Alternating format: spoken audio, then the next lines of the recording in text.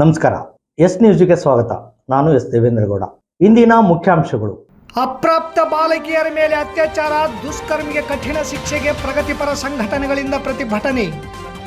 ರಾಜ್ಯಸಭಾ ಸದಸ್ಯರಾಗಿ ಆಯ್ಕೆಯಾದ ಮಲ್ಲಿಕಾರ್ಜುನ್ ಖರ್ಗೆ ಅವರಿಗೆ ಹಂಪನಗೌಡ ಬಾದರ್ಲಿ ಅವರಿಂದ ಅಭಿನಂದನೆ ಸಲ್ಲಿಕೆ. ಬಡವರಿಗೆ ಪರ್ಯಾಯ ವ್ಯವಸ್ಥೆ ಮಾಡಿ ಸೆಡ್ ಗುಡಿಸಲು ತೆರವುಗೊಳಿಸಿ ಸುರೇಶ್ ಗೊಬ್ಬರಕಲ್. ಎರಡನೇ ಸ್ವಾತಂತ್ರ್ಯ ಚಳವಳಿಗೆ ನಾವು ಸಜ್ಜಾಗಬೇಕಾಗಿದೆ. ಎಸ್ ದೇವೇಂದ್ರಗೌಡ. ನಗರ ಪೊಲೀಸ್ ಠಾಣೆಯಲ್ಲಿ ಎಸ್ಪಿ ನೇತೃತ್ವದಲ್ಲಿ SC/ST ಕುಂದುಕೊರತೆ ಸಭೆ.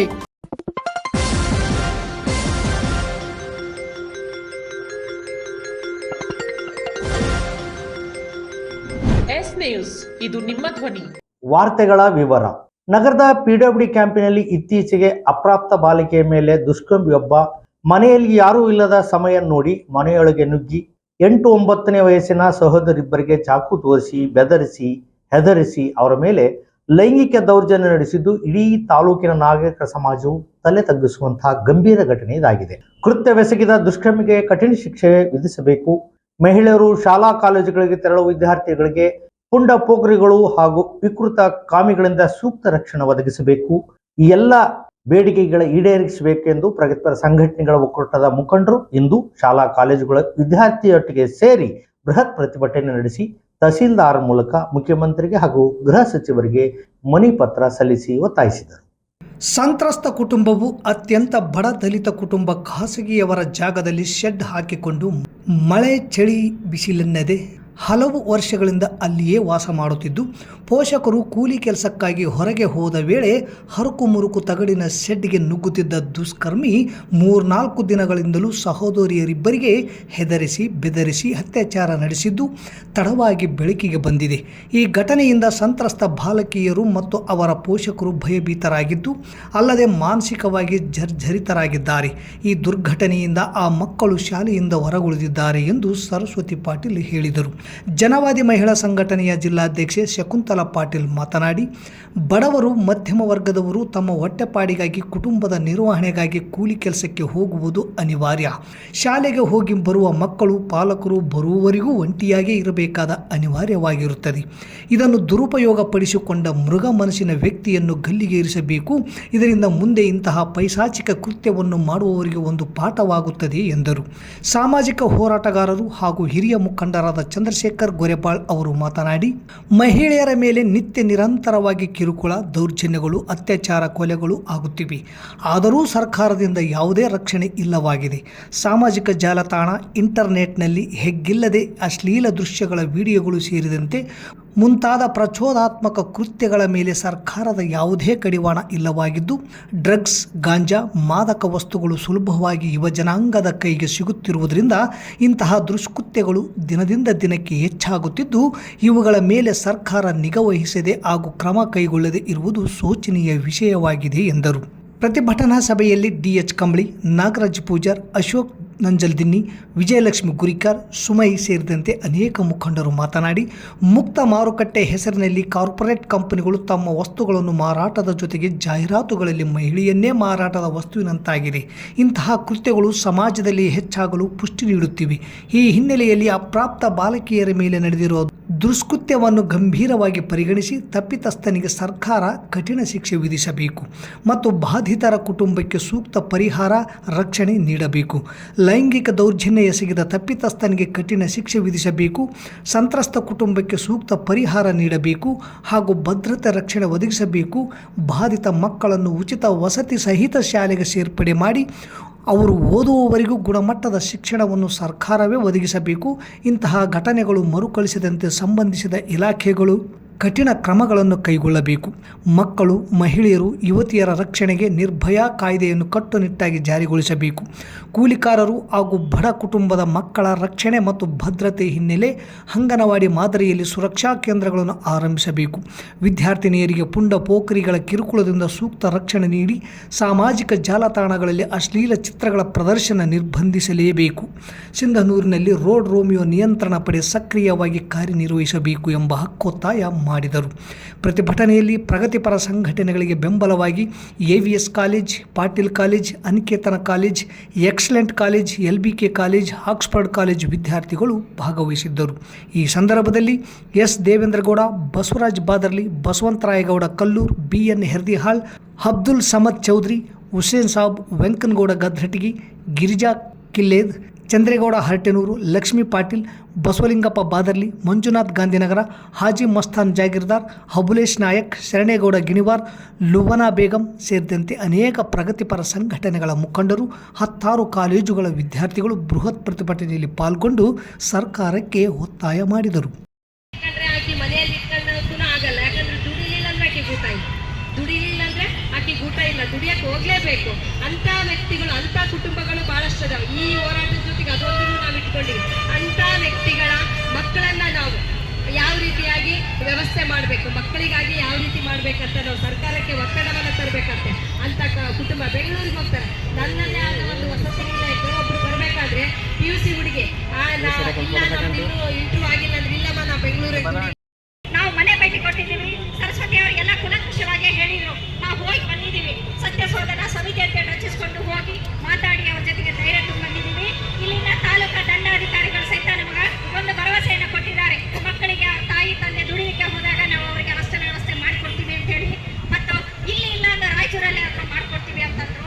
ಆದರೆ ತಾಯಂದ್ರಿಗೊಂದು ಕಳಕಳಿ ಏನಿರ್ತದೆ ಅಂದ್ರೆ, ನಮ್ಮ ಮಕ್ಕಳು ನಾವು ಬಾಲಭವನಗಳಿಗೆ ಕಳಿಸಿದ್ರೆ ನಮ್ಮ ಮಕ್ಕಳಂತ ವಾಪಸ್ ಕಳಿಸಲ್ಲ ಅನ್ನೋದು ಹೆದರಿಕೆ ಅವರಲ್ಲಿದೆ.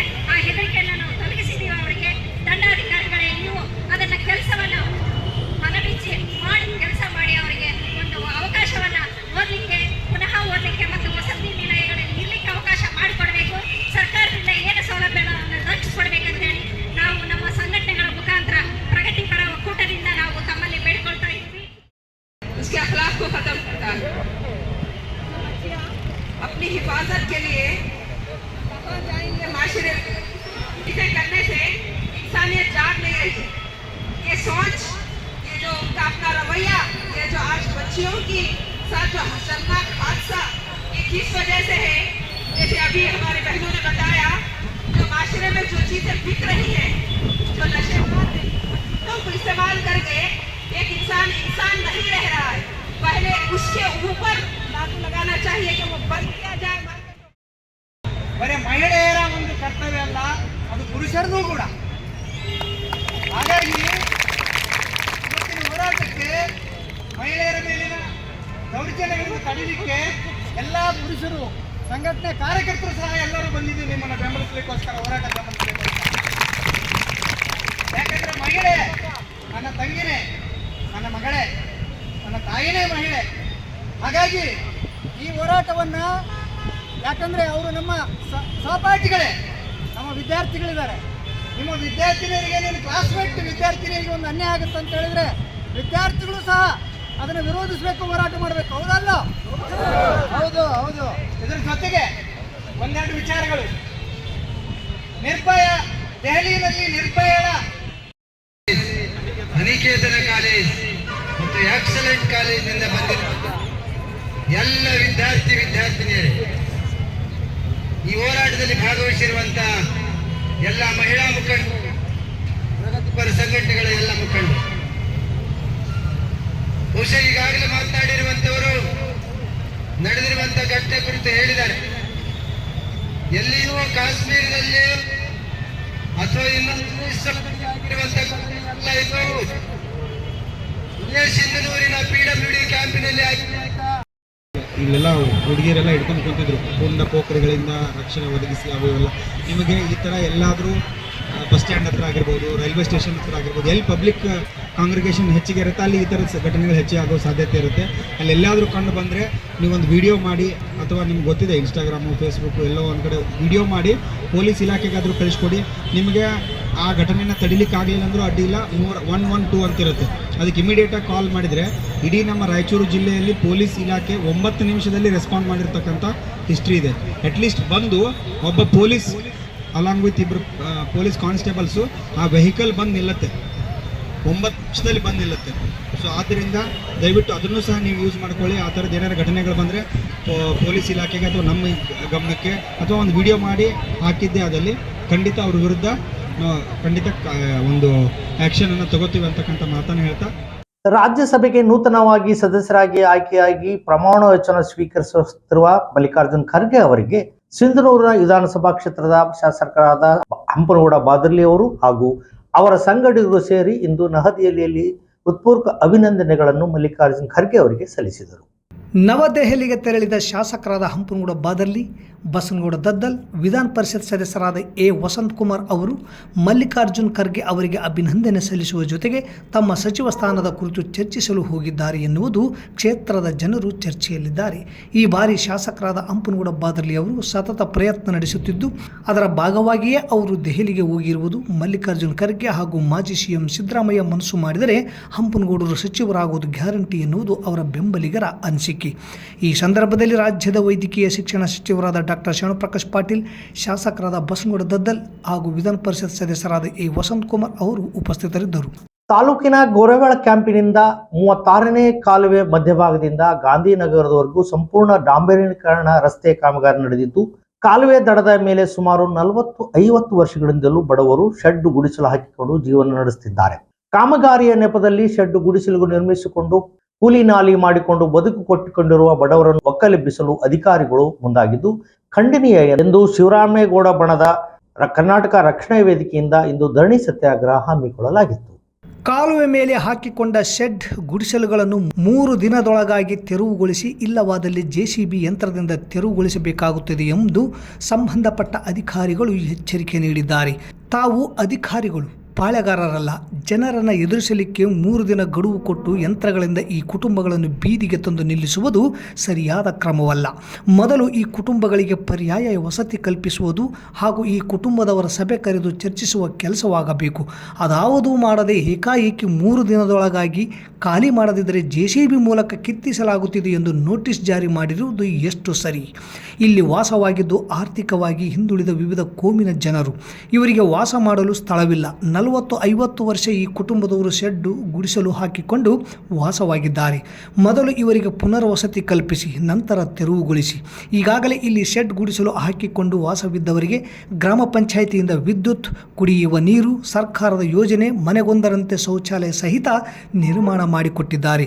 ಜೊತೆಗೆ ತೆರಿಗೆ ಪಾವತಿಸುತ್ತಿದ್ದರೂ ಅನಧಿಕೃತ ಎಂದು ಹೇಗೆ ಹೇಳುತ್ತೀರಿ ಎಂದು ಪ್ರಶ್ನಿಸಿ, ಕೊಟ್ಟ ನೋಟಿಸ್ನಲ್ಲಿ ಅನಧಿಕೃತವೆಂದು ನಮೂದಿಸಿದ್ದು ವಿಚಾರಣೆ ಮಾಡದೆ ಪರಿಶೀಲಿಸದೆ ಅನಧಿಕೃತ ಜಾಗ ಆಕ್ರಮಿಸಿಕೊಂಡಿದ್ದೀರಿ ಎನ್ನುವುದು ನಿಯಮಗಳ ಉಲ್ಲಂಘನೆ ಮಾಡಿದಂತಾಗುತ್ತದೆ ಎಂದರು. ಈಗ ತೆಗೆದುಕೊಂಡಿರುವ ಡಾಂಬರೀಕರಣದ ಕಾಮಗಾರಿ ಗೊರೆಬಾಳ್ ಕ್ಯಾಂಪಿನಿಂದ ಪೆಟ್ರೋಲ್ ಬಂಕ್ನವರೆಗೂ ತೆಗೆದುಕೊಂಡಿದ್ದು, ಇದೇ ಅಳತೆಯಲ್ಲಿ ಮುಂದುವರಿಸಿಕೊಂಡು ಹೋದಲ್ಲಿ ತೆರವುಗೊಳಿಸುವ ಅಗತ್ಯವಿಲ್ಲ. ಯಾವುದೇ ಕಾರಣಕ್ಕೂ ಇಲ್ಲಿನ ಬಡವರು ತೆರವುಗೊಳಿಸಲು ಸಿದ್ಧರಿಲ್ಲ, ಜೈಲಿಗೆ ಹೋಗಲು ಸಿದ್ಧರಿದ್ದಾರೆ. ಈ ಹಿನ್ನೆಲೆಯಲ್ಲಿ ಕರ್ನಾಟಕ ರಕ್ಷಣಾ ವೇದಿಕೆ ತಾಲೂಕು ಘಟಕ ಮತ್ತು ಇಲ್ಲಿ ವಾಸವಾಗಿರುವ ಸಾರ್ವಜನಿಕರ ಸಹಯೋಗದಲ್ಲಿ ಗಾಂಧಿನಗರದ ಗಾಂಧಿ ವೃತ್ತದಲ್ಲಿ ಬೆಳಗ್ಗೆ 11 ಗಂಟೆಗೆ ರಸ್ತಾರೋಕ ಮತ್ತು ಧರಣಿ ಸತ್ಯಾಗ್ರಹ ಆಯೋಜಿಸಲಾಗಿದೆ. ಸಂಬಂಧಿಸಿದ ಅಧಿಕಾರಿಗಳು ಪ್ರತಿಭಟನಾ ಸ್ಥಳಕ್ಕೆ ಆಗಮಿಸಿ ಬಡವರ ಅಹವಾಲು ಕೇಳುವುದರ ಜೊತೆಗೆ ಮನವಿ ಪತ್ರ ಸ್ವೀಕರಿಸಿ ಎಂದು ಪ್ರತಿಭಟನಾ ನಿರತರು ಹೇಳಿದರು. ಈ ಸಂದರ್ಭದಲ್ಲಿ ಉಪಾಧ್ಯಕ್ಷ ಹನುಮೇಶ್ ತಿಪ್ಪನಟ್ಟಿ, ನಗರ ಘಟಕದ ಅಧ್ಯಕ್ಷ ಆಂಜನೇಯ ದೇಸಾಯಿ, ತಾಲೂಕು ಅಧ್ಯಕ್ಷ ಸುರೇಶ್ ಗೊಬ್ರಕಲ್, ಸಂಚಾಲಕ ಮಹಬೂಬ್ ಸಾಬ್ ಸೇರಿದಂತೆ ವಾಸ ಮಾಡುವ ಕೂಲಿಕಾರರು, ಬಡವರು ಪ್ರತಿಭಟನೆಯಲ್ಲಿ ಭಾಗಿಯಾಗಿದ್ದರು. ಎಸ್ಐಆರ್ ಹೆಸರಿನಲ್ಲಿ ಭಾರತೀಯ ಪ್ರಜೆಯನ್ನು ಅನುಮಾನದಿಂದ ನೋಡಲಾಗುತ್ತಿದೆ. ಕಾರ್ಯಾಂಗದ ದಬ್ಬಾಳಿಕೆ ವಿರುದ್ಧ ನ್ಯಾಯಾಂಗ ನಿಲ್ಲಬೇಕು. ಆದರೆ ಅಲ್ಲಿಯೂ ನಮ್ಮ ಮನವಿಗೆ ಪುರಸ್ಕಾರ ಸಿಗುತ್ತಿಲ್ಲ. ಮತ ಇಲ್ಲ ಎಂದರೆ ಗ್ಯಾರಂಟಿ ಇಲ್ಲ ಎಂದು ಸರ್ಕಾರ ಹೇಳುತ್ತಿದೆ. ಸರ್ಕಾರ ಜನರಿಗೆ ಬೇಕಾದ ದಾಖಲೆ ಸಿಗುವಂತೆ ವ್ಯವಸ್ಥೆ ಮಾಡಬೇಕು. ಇಲ್ಲದೆ ಹೋದಲ್ಲಿ ಮುಂದೆ 2ನೇ ಸ್ವಾತಂತ್ರ್ಯ ಚಳವಳಿಗೆ ನಾವು ಸಜ್ಜಾಗಬೇಕಾಗುತ್ತದೆ ಎಂದು ಎಸ್ ದೇವೇಂದ್ರಗೌಡ ಹೇಳಿದರು. ಅವರು ಇಂದು ನಗರದಲ್ಲಿ ಸಿಪಿಐಎಂ ಪಕ್ಷ ಹಮ್ಮಿಕೊಂಡಿದ್ದ ಎಸ್ಐಆರ್ ಕುರಿತು ಸಭೆಯಲ್ಲಿ ಮಾತನಾಡುತ್ತಾ, ಇಂದಿನಿಂದ ಎನ್ಯುಮರೇಷನ್ ಫಾರಂ ತುಂಬುವ ಪ್ರಕ್ರಿಯೆ ಆರಂಭವಾಗಿದ್ದು 1 ತಿಂಗಳ ಕಾಲ ಇದು ನಡೆಯಲಿದೆ. ನಾವು ನಮ್ಮ ಪಕ್ಷದ ಮುಖಂಡರು, ಸಾಮೂಹಿಕ ಸಂಘಟನೆಗಳ ಮುಖಂಡರು ಸೇರಿ ನಮ್ಮ ಸುತ್ತಮುತ್ತಲಿನ ಬಂಧುಗಳ, ನಮ್ಮ ಸದಸ್ಯರ ಫಾರಂ ತುಂಬಿಸುವ ಕೆಲಸದಲ್ಲಿ ಸಹಾಯ ಮಾಡಬೇಕು. ಅದಕ್ಕೆ ಸಂಬಂಧಿಸಿದಂತೆ 2002ರ ಮತಪಟ್ಟಿಯನ್ನು ಇಟ್ಟುಕೊಂಡು ಹಾಕಿಕೊಂಡು ಅವರಿಗೆ ಭಾಗ ಸಂಖ್ಯೆ, ಕ್ರಮ ಸಂಖ್ಯೆ, ಸರಿಯಾದ ಹೆಸರು, ವಿಳಾಸ ತುಂಬುವಂತೆ ಸಹಕರಿಸಬೇಕು. BLO ಭೇಟಿ ನೀಡಿದಾಗ ಮತದಾರರು ಇಲ್ಲದ ಸಂದರ್ಭದಲ್ಲಿ ವಯಸ್ಕ ಸಂಬಂಧಿಕರು ಮಾಹಿತಿ ನೀಡಿ ಫಾರಂ ತುಂಬಿಸುವುದು ಇದು ಸರಳ ವಿಧಾನ. 2002ರ ಪಟ್ಟಿಯಲ್ಲಿ ಹೆಸರು ಇಲ್ಲದವರು ಮತ್ತು ತಾರ್ಕಿಕ ವ್ಯತ್ಯಾಸ ಲಾಜಿಕಲ್ ಡಿಸ್ಕ್ರಪನ್ಸಿ ಮಾನದಂಡದ ಆಧಾರದಲ್ಲಿ ಹೆಸರುಗಳಲ್ಲಿನ ಸ್ಪೆಲ್ಲಿಂಗ್ ವ್ಯತ್ಯಾಸಗಳು, ಮತದಾರರು ಮತ್ತು ಪೋಷಕರ ನಡುವೆ ವಯಸ್ಸಿನ ಅಂತರ, ಅಂತರ್ಜಾತಿ ಮತ್ತು ಅಂತರ್ಧರ್ಮೀಯ ವಿವಾಹಿತರು, ಬಾಲ್ಯ ವಿವಾಹದ ಸಂಕಷ್ಟವನ್ನು ಅನುಭವಿಸುತ್ತಿರುವವರು, ತಾರ್ಕಿಕ ವ್ಯತ್ಯಾಸಗಳ ಕಾರಣಕ್ಕೆ ಅಪಾರವಾದ ಸಂಕಷ್ಟವನ್ನು ಅನುಭವಿಸಬೇಕಾಗಿದೆ. ಮಾತ್ರವಲ್ಲ, ಮತದಾರರ ಪಟ್ಟಿಯಿಂದಲೇ ಹೊರಗುಳಿಯಬೇಕಾದ ಅಪಾಯಗಳಿವೆ. ಇದೇ ಆಧಾರದಲ್ಲಿ ಈಗಾಗಲೇ ಉತ್ತರ ಪ್ರದೇಶದಲ್ಲಿ 2.46 ಕೋಟಿ, ಬಿಹಾರ್ 46 ಲಕ್ಷ, ತಮಿಳುನಾಡು 70 ಲಕ್ಷ, ಪಶ್ಚಿಮ ಬಂಗಾಳ 66 ಲಕ್ಷ, ಗುಜರಾತ್ 55 ಲಕ್ಷ ಸೇರಿದಂತೆ ಭಾರತದಲ್ಲಿ ಇದುವರೆಗೂ ಒಟ್ಟು 6.50 ಕೋಟಿ ಮತದಾರರ ಹೆಸರು ಪಟ್ಟಿಯಿಂದ ಡಿಲೀಟ್ ಆಗಿದೆ. ಇದರಲ್ಲಿ ಬಹುತೇಕರು ಕೂಲಿ ಕಾರ್ಮಿಕರು ಮತ್ತು ಮಹಿಳೆಯರು. ಪ್ರತಿಯೊಬ್ಬ ನಾಗರಿಕರ ಮತದಾನದ ಹಕ್ಕು ರಕ್ಷಿಸಬೇಕು. ದಾಖಲೆಗಳ ಕೊರತೆಯಿಂದ ಯಾರ ಹೆಸರನ್ನೂ ಮತದಾರರ ಪಟ್ಟಿಯಿಂದ ತೆಗೆಯಬಾರದು. ಜನನ ಪ್ರಮಾಣ ಪತ್ರ, ಜಾತಿ ಪ್ರಮಾಣ ಪತ್ರ, ಕಾಯಂ ವಾಸ ದೃಢೀಕರಣ ಪತ್ರ ಇತ್ಯಾದಿ ಅಗತ್ಯ ದಾಖಲೆಗಳನ್ನು ಪಡೆಯಲು ಇರುವ ನಿಯಮಗಳನ್ನು ಸರಳಗೊಳಿಸಿ ಸುಲಭವಾಗಿ, ಶೀಘ್ರವಾಗಿ ದಾಖಲೆಗಳನ್ನು ರಾಜ್ಯ ಸರ್ಕಾರವೇ ಒದಗಿಸಬೇಕು. ಅಸಂಗತ ವ್ಯತ್ಯಾಸ ಹೆಸರಿನಲ್ಲಿ ಪರಿಷ್ಕರಣೆಯನ್ನು ಕರ್ನಾಟಕದಲ್ಲಿ ಅಳವಡಿಸಬಾರದು. ಹೆಸರುಗಳ ಸರ್ನೇಮ್ ಇನಿಷಿಯಲ್ಗಳಲ್ಲಿನ ವ್ಯತ್ಯಾಸ ಮತ್ತು ವಯಸ್ಸಿನ ಅಂತರ ಕಡಿಮೆ ಅಥವಾ ಹೆಚ್ಚಿದೆ ಎಂದು ಮತದಾರರ ಪಟ್ಟಿಯಿಂದ ಕೈಬಿಡಬಾರದು. ಮೊದಲ ಸುತ್ತಿನಲ್ಲಿ ಮ್ಯಾಚಿಂಗ್ ಆಗಿಲ್ಲದ ಕರ್ನಾಟಕದ ಸುಮಾರು 1,10,00,000 ಮತದಾರರ ಪಟ್ಟಿ ಕಂಪ್ಯೂಟರ್ನಲ್ಲಿ ಓದಬಲ್ಲ ಮಾದರಿಯಲ್ಲಿ ಪ್ರಕಟಿಸಬೇಕು. ಪ್ರತಿ ವಾರ್ಡ್, ಮುನ್ಸಿಪಾಲಿಟಿ, ಪಂಚಾಯಿತಿಗೆ ಅಗತ್ಯ ಸಂಖ್ಯೆಯ ಮತದಾರರ ಸೇವಾ ಕೇಂದ್ರಗಳನ್ನು ತೆರೆದು ಜನರಿಗೆ ಅಗತ್ಯ ನೆರವು ನೀಡಬೇಕು. ಗಣತಿಯ ನಮೂನೆ ಫಾರಂ ಪಡೆಯಲು ಮತ್ತು ಸಲ್ಲಿಸಲು ಅವಕಾಶ ನೀಡಬೇಕು. ಹಿಂದಿನ ಚುನಾವಣಾ ಗುರುತಿನ ಚೀಟಿ ಸೇರಿದಂತೆ ಸರ್ಕಾರದ ಸಕ್ಷಮ ಪ್ರಾಧಿಕಾರ ನೀಡುವ ಇತರ ಯಾವುದೇ ದಾಖಲೆಗಳನ್ನು ಪರಿಗಣಿಸಬೇಕೆಂಬುದು ನಮ್ಮ ಪಕ್ಷದ ಬೇಡಿಕೆಯಾಗಿದೆ. ಆದರೆ ಚುನಾವಣಾ ಆಯೋಗ ಎಷ್ಟರ ಮಟ್ಟಿಗೆ ಸ್ಪಂದಿಸುತ್ತದೆ ತಿಳಿಯದಾಗಿದೆ. ಒಂದು ವೇಳೆ ಸ್ಪಂದಿಸದೆ ಹೋದಲ್ಲಿ ಮುಂದೆ ಡಿಲೀಟ್ ಆದ ಎಲ್ಲ ಭಾರತೀಯ ಪ್ರಜೆಗಳನ್ನು ಸೇರಿಸಿ ಮುಂದೆ 2ನೇ ಸ್ವಾತಂತ್ರ್ಯ ಚಳವಳಿಗೆ ನಾವು ಸಜ್ಜಾಗಬೇಕಿದೆ. ಜನ ಚಳವಳಿಯೊಂದೇ ಪರಿಹಾರ ಎಂದರು. ಈ ಸಂದರ್ಭದಲ್ಲಿ ಪಕ್ಷದ ತಾಲೂಕಾ ಕಾರ್ಯದರ್ಶಿ ಬಸವಂತರಾಯಗೌಡ ಕಲ್ಲೂರ್, ಸದಸ್ಯರಾದ ಎಂ ಗೋಪಾಲಕೃಷ್ಣ, ವೀರೇಶ್ ತುರ್ಬಿಹಾಳ್, ರೇಣುಕಮ್ಮ, ಶರಣಮ್ಮ ಪಾಟೀಲ್, ಯಂಕಪ್ಪ ಕೆಂಗಲ್, ಗೇಸುದರಾಜ್ ಹಳ್ಳಪ್ಪ, ಬಿ ಲಿಂಗಪ್ಪ, ಶರಬಣ್ಣ ನಾಗಲಾಪುರ್, ಶಕುಂತಲ ಪಾಟೀಲ್, ಮುನಿಸ್ವಾಮಿ, ಇಬ್ರಾಹಿಂ ಸಾಬ್, ಹನುಮಂತ, ಅಂಬುಜಾ, ಪಾರ್ವತಿ, ಶಾರದಾ, ರೂಪಾ, ನಾಗನಗೌಡ, ದೊಡ್ಡರಂಗಣ್ಣ, ಇಸ್ಮಾಯಿಲ್ ದಿದ್ದಿಗಿ, ಮಹೇಶ್, ಸರ್ವರ್ ಸಾಬ್, ಗಿರಿಜಾ ಕಿಲ್ಲೆದ್, ಸಿದ್ದೇಶ್ವರಿ ಸೇರಿದಂತೆ ಅನೇಕರು ಇದ್ದರು. ಕಂಡಿಡಿದ್ರು ಅನ್ನುವಂಥದ್ದು ಇಲ್ಲಿವರೆಗೂ ಒಂದು ಅಂಕಿಅಂಶಗಳನ್ನು ಅವರು ಬಿಡುಗಡೆ ಮಾಡಿಲ್ಲ. ಮೂಲ ಉದ್ದೇಶ ಅದೇ ಅಂತ ಹೇಳಿದ್ರು ಕೂಡ ಇಲ್ಲಿವರೆಗೂ ಬಿಡುಗಡೆ ಮಾಡಿಲ್ಲ. ಆದರೆ ಬಿಡುಗಡೆ ಮಾಡದೇನೆ ಇವತ್ತು ನಿಮಗೆಲ್ಲ ಗೊತ್ತಿದ್ದ ಹಾಗೆ ಕೆಲವು ಕಡೆ 90 ಲಕ್ಷ, ಕೆಲವು ಕಡೆ 1 ಕೋಟಿ, ಕೆಲವು ಕಡೆ 27 ಲಕ್ಷ, ಕೆಲವು ಕಡೆ 50 ಲಕ್ಷ ಮತದಾರರು ಒಂದೊಂದು ರಾಜ್ಯದಿಂದ ತಮ್ಮ ಮತವನ್ನು ಕಳ್ಕೊಂಡ್ರು ಅನ್ನುವಂಥದ್ದನ್ನು ಕೂಡ ಅಲ್ಲೆಲ್ಲಿ ನಮ್ಮ ಸಿಂಧನೂರಲ್ಲಿ ಇರ್ತೀರಿ, ಮದುವೆಯಾಗಿ ಭಾಳ ವರ್ಷ ಆಯಿತು ಆದರೆ ಮಕ್ಕಳಾಗಿಲ್ಲ ಅಂದರೆ ಈ ವಿಡಿಯೋ ಪೂರ್ತಿ ನೋಡಿ. ನನ್ನ ಹೆಸರು ಡಾಕ್ಟರ್ ಹೇಮಾ ಮಟ್ಟಿ ಅಂತ. ನಾನು ಇಲ್ಲಿಂದ ಫರ್ಟಿಲಿಟಿ ಕನ್ಸಲ್ಟೆಂಟ್. ನಿಮಗೆ ಬೆಂಗಳೂರಲ್ಲಿ ಸಿಗುವಂತ ಸರ್ವಿಸಸ್ ಈಗ ನಮ್ಮ ಸಿಂಧನೂರಲ್ಲಿ ಸಿಗ್ತಾ ಇದೆ. ಕಳೆದ 1 ವರ್ಷದಿಂದ ನಮ್ಮ ಸೆಂಟರ್ ಆರಂಭವಾಗಿದೆ. ಇವರ ಸೇವೆಗಳು ಏನೇನೆಂದ್ರೆ IUI ಮತ್ತು IVF fertility treatments, testing and advice for male infertility problem, pre and post pregnancy guidance and much more. ನೀವು ಇವ್ರ ಕಡೆನೇ ಟ್ರೀಟ್ಮೆಂಟ್ ಯಾಕೆ ಮಾಡ್ಕೋಬೇಕಂತ ಹೇಳಿದ್ರೆ ಇವ್ರ ಕಡೆ ಎಕ್ಸ್ಪೀರಿಯನ್ಸ್ ಮತ್ತೆ ಸ್ಪೆಷಲೈಸ್ಡ್ ಡಾಕ್ಟರ್ಸ್ ಇದ್ದಾರೆ, ಮಾಡರ್ನ್ ಫೆಸಿಲಿಟೀಸ್ ಇದೆ. ಬೆಂಗಳೂರಿನ ದೊಡ್ಡ ಹಾಸ್ಪಿಟಲ್ ಗೆ ಕಂಪೇರ್ ಮಾಡಿದ್ರೆ ಅಫೋರ್ಡಬಲ್ ಪ್ರೈಸ್ ಅಲ್ಲಿ ಟ್ರೀಟ್ಮೆಂಟ್ ಆಗುತ್ತೆ. ನನ್ನ ಪ್ರಕಾರ IVF ಮತ್ತೆ IUI ಟ್ರೀಟ್ಮೆಂಟ್ಸ್ ಅಲ್ಲಿ ಇವ್ರಕ್ಕಿಂತ ಬೆಸ್ಟ್ ಫೆಸಿಲಿಟಿ ನಮ್ಮ ಸಿಂಧನೂರಲ್ಲಿ ಯಾರು ಕೊಡೋದಿಲ್ಲ. ಲೊಕೇಶನ್ ಸಹನಾ ಹಾಸ್ಪಿಟಲ್ ಹಿಂದಗಡೆ, ಆದರ್ಶ ಕಾಲೋನಿ, ಸಿಂಧನೂರು.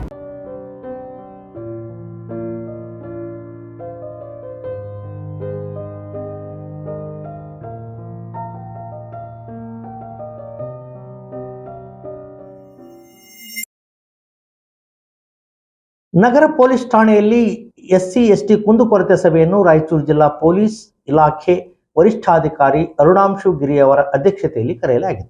SC/ST ದೌರ್ಜನ್ಯ ಕಾಯ್ದೆಯಡಿಯಲ್ಲಿ ಕೇಸು ದಾಖಲಾದರೆ ಕೌಂಟರ್ ಕೇಸ್ ಪ್ರಕರಣಗಳು ಹೆಚ್ಚಾಗುತ್ತಿರುವುದಕ್ಕೆ ಕಡಿವಾಣ ಹಾಕಬೇಕೆಂದು ಸಂಘಟಕರು ಸಭೆಯಲ್ಲಿ ಒತ್ತಾಯಿಸಿದರು. ಈ ಒಂದು ಸಭೆಯಲ್ಲಿ ಅನೇಕ ದಲಿತ ಹಿರಿಯ ಮತ್ತು ಯುವ ಮುಖಂಡರು ಭಾಗವಹಿಸಿ ಸಿಂಧನೂರು ತಾಲೂಕಿನಾದ್ಯಂತ ನಗರ ಹಾಗೂ ಗ್ರಾಮೀಣ ಭಾಗದಲ್ಲಿ ದಲಿತರ ಮೇಲೆ ನಡೆಯುವ ದೌರ್ಜನ್ಯ, ದಬ್ಬಾಳಿಕೆ ಹಾಗೂ ಅಸ್ಪೃಶ್ಯತೆ ಕುರಿತು ಸುದೀರ್ಘವಾಗಿ ತಮ್ಮ ಅಭಿಪ್ರಾಯವನ್ನು ವ್ಯಕ್ತಪಡಿಸಿ ಸ್ವತಂತ್ರ ಬಂದು 75 ವರ್ಷಗಳು ಗತಿಸಿದರೂ ಕೂಡ ಇನ್ನೂ ಜಾತಿ ತಾರತಮ್ಯ ನಿಂತಿಲ್ಲ.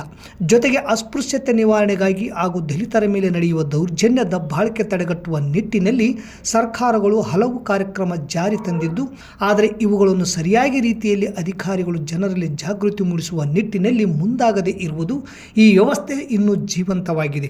ಕೂಡಲೇ ಅಸ್ಪೃಶ್ಯತೆ ಹಾಗೂ ದಲಿತರ ಮೇಲೆ ದೌರ್ಜನ್ಯ ತಡೆಗಟ್ಟುವ ನಿಟ್ಟಿನಲ್ಲಿ ಜನರಲ್ಲಿ ಜಾಗೃತಿ ಮೂಡಿಸಬೇಕು.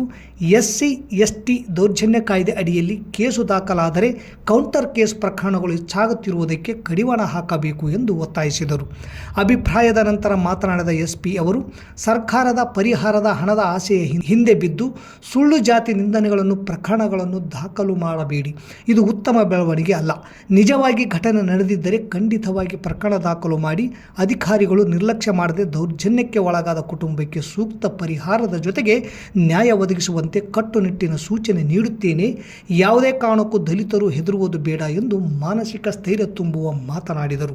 ಈ ಸಂದರ್ಭದಲ್ಲಿ DYSP Chandrashekhar G, PI Veerareddy, CPI Vinayak ಸೇರಿದಂತೆ ದಲಿತ ಮುಖಂಡರಾದ HN ಬಡಿಗೇರ್, ಅಶೋಕ್ ಉಮ್ಲುಟಿ, ಹನುಮಂತ ಕರ್ನಿ, ವೀರೇಶ್ ಸಿದ್ರಾಂಪುರ್, ಶಿವರಾಜ್ ಉಪ್ಪಲದೊಡ್ಡಿ, ಬಸವರಾಜ್ ತಿಡಿಗೋಳ್, ಹನುಮಂತ ಗೋಮರ್ಸಿ, ಸಂಗಮೇಶ್ ಮುಳ್ಳೂರ್, ಪಂಪಪತಿ ಬೂದಿವಾಳ್, ಲಕ್ಷ್ಮಣ್ ಬೋಬಿ, ದುರ್ಗೇಶ್ ಬಾಲಿ ಸೇರಿದಂತೆ ಇನ್ನೂ ಅನೇಕರು ಭಾಗವಹಿಸಿದ್ದರು. ಇಲ್ಲಿಗೆ ವಾರ್ತಾ ಪ್ರಸಾರ ಮುಕ್ತಾಯವಾಯಿತು. ನಿರಂತರ ಸುದ್ದಿಗಾಗಿ ವೀಕ್ಷಿಸಿ ಎಸ್ ನ್ಯೂಸ್. ಇದು ನಿಮ್ಮ ಧ್ವನಿ. ನಮಸ್ಕಾರ. ಪ್ರಿಯ ಪಾಲಕರೇ, ನಿಮ್ಮ ಮಕ್ಕಳ ಉಜ್ವಲ ಭವಿಷ್ಯಕ್ಕಾಗಿ ಕೇಂದ್ರ ಮತ್ತು ರಾಜ್ಯ ಸರ್ಕಾರದಿಂದ ಮಾನ್ಯತೆ ಪಡೆದಿರುವ ಸನ್ರೈಸ್ ಗ್ರೂಪ್ ಆಫ್ ಇನ್ಸ್ಟಿಟ್ಯೂಷನ್ ಹಾಗೂ D pharmacy, nursing, paramedical college Sindhanur ಸಂಸ್ಥೆಗೆ ಹಿಂದೆ ಭೇಟಿ ನೀಡಿ ಆರೋಗ್ಯ ಕ್ಷೇತ್ರದಲ್ಲಿ ನಿಮ್ಮ ಭವಿಷ್ಯವನ್ನು ನಿರ್ಮಿಸಿಕೊಳ್ಳಿ. ಕಾಲೇಜಿನಲ್ಲಿರುವ ಕೋರ್ಸ್ಗಳು: ಡಿ ಫಾರ್ಮಸಿ ಅವಧಿ 2 ವರ್ಷ, ವಿದ್ಯಾರ್ಹತೆ PUC ಸೈನ್ಸ್ ಪಾಸ್ ಅಥವಾ NIOS ಪಾಸ್. ನರ್ಸಿಂಗ್ GNM ಅವಧಿ 3 ವರ್ಷ, ವಿದ್ಯಾರ್ಹತೆ PUC ಕಲಾ ವಿಜ್ಞಾನ ಮತ್ತು ವಾಣಿಜ್ಯ. Paramedical college DMLT, DHI, DOT and AT ಅವಧಿ 3 ವರ್ಷ, ವಿದ್ಯಾರ್ಹತೆ SSLC ಹಾಗೂ ದ್ವಿತೀಯ PUC ವಿಜ್ಞಾನ ಪಾಸ್. ಈ ಸಂಸ್ಥೆಯ ವಿಶೇಷತೆಗಳು: ಅನುಭವಿ ಹಾಗೂ ನುರಿತ ಉಪನ್ಯಾಸಕರಿಂದ ಬೋಧನೆ, ವಿದ್ಯಾರ್ಥಿಗಳಿಗೆ ಪ್ರಾಯೋಗಿಕ ಹಾಗೂ ವೈದ್ಯಕೀಯ ಕಲಿಕಾ ಅನುಭವವನ್ನು ಹೆಚ್ಚಿಸುವ ಉದ್ದೇಶದಿಂದ ಸಿಂಧನೂರು ಪಟ್ಟಣದ ವಿವಿಧ ಆಸ್ಪತ್ರೆಗಳಲ್ಲಿ ವೈದ್ಯರು ಮತ್ತು ಹಿರಿಯ ನರ್ಸ್ಗಳ ಮಾರ್ಗದರ್ಶನದಲ್ಲಿ ಪ್ರಾಯೋಗಿಕ ಕಲಿಕೆ. ಪ್ರತಿ ಶನಿವಾರ ತಜ್ಞ ವೈದ್ಯರಿಂದ ವಿಶೇಷ ಉಪನ್ಯಾಸ. ವಿದ್ಯಾರ್ಥಿಗಳಿಗೆ ಕಲಿಕಾ ಅನುಭವಕ್ಕಾಗಿ ಸಿಂಧನೂರು ಹಾಗೂ ವಿವಿಧ ನಗರದ ವೈದ್ಯರ ವತಿಯಿಂದ ಉಚಿತವಾಗಿ ನಡೆಯುವ ಸುಮಾರು ಆರೋಗ್ಯ ತಪಾಸಣಾ ಶಿಬಿರ ಹಾಗೂ ಸ್ವಯಂ ಪ್ರೇರಿತ ರಕ್ತದಾನ ಶಿಬಿರದಲ್ಲಿ ವಿದ್ಯಾರ್ಥಿಗಳು ಭಾಗವಹಿಸಿ ವಿಶೇಷ ಕಲಿಕಾ ಅನುಭವವನ್ನು ಪಡೆದಿರುತ್ತಾರೆ. ಸಮಾಜದಲ್ಲಿ ಆರೋಗ್ಯದ ಅರಿವು ಮೂಡಿಸುವ ಉದ್ದೇಶದಿಂದ ವಿದ್ಯಾರ್ಥಿಗಳ ಸಹಭಾಗಿತ್ವದಲ್ಲಿ ವಿವಿಧ ಆರೋಗ್ಯ ಜಾಗೃತಿ, ಆರೋಗ್ಯ ಜಾಥಾ ಕಾರ್ಯಕ್ರಮಗಳು ಹಾಗೂ ಆರೋಗ್ಯ ಶಿಕ್ಷಣ ಚಟುವಟಿಕೆಗಳನ್ನು ಹಮ್ಮಿಕೊಳ್ಳಲಾಗುತ್ತದೆ. ಪರಿಸರ ಸ್ವಚ್ಛತೆ ಮತ್ತು ಆರೋಗ್ಯಕರ ಜೀವನ ಶೈಲಿಯ ಕುರಿತು ಜನರಲ್ಲಿ ಅರಿವು ಮೂಡಿಸಲಾಗುತ್ತದೆ. ಸುಸಜ್ಜಿತ ಕಟ್ಟಡಗಳು, ಸ್ಮಾರ್ಟ್ ಕ್ಲಾಸಸ್, ಆಧುನಿಕ ಲ್ಯಾಬ್ ಸೌಲಭ್ಯಗಳು ಹಾಗೂ ಪ್ರಾಯೋಗಿಕ ತರಬೇತಿ ವ್ಯವಸ್ಥೆ. ವಿದ್ಯಾರ್ಥಿಗಳ ಸುರಕ್ಷತೆಗಾಗಿ CC ಕ್ಯಾಮೆರಾ ಅಳವಡಿಸಲಾಗಿದೆ. ವಿದ್ಯಾರ್ಥಿಗಳಿಗೆ ವಿವಿಧ ಖಾಸಗಿ ಆಸ್ಪತ್ರೆಗಳು ಹಾಗೂ ವಿವಿಧ ಫಾರ್ಮಾ ಕಂಪನಿಗಳ ಸಹಯೋಗದಲ್ಲಿ ಕ್ಯಾಂಪಸ್ ಸಂದರ್ಶನದ ಮೂಲಕ ನೇರ ಉದ್ಯೋಗದ ಅವಕಾಶವನ್ನು ಕಲ್ಪಿಸಲಾಗುತ್ತದೆ. ಪ್ರವೇಶಕ್ಕಾಗಿ ಹಿಂದೆ ಸಂಪರ್ಕಿಸಿ. ಇರ್ಫಾನ್ K, ಅಧ್ಯಕ್ಷರು, sunrise D pharmacy, nursing, paramedical college, Vasavi Kalyana ಮಂಟಪದ ಮುಂಭಾಗ, PWD ಕ್ಯಾಂಪ್, ರಾಯಚೂರು ರಸ್ತೆ, ಸಿಂಧನೂರು. Mobile number 8197143588, 8904242655, 90367313885.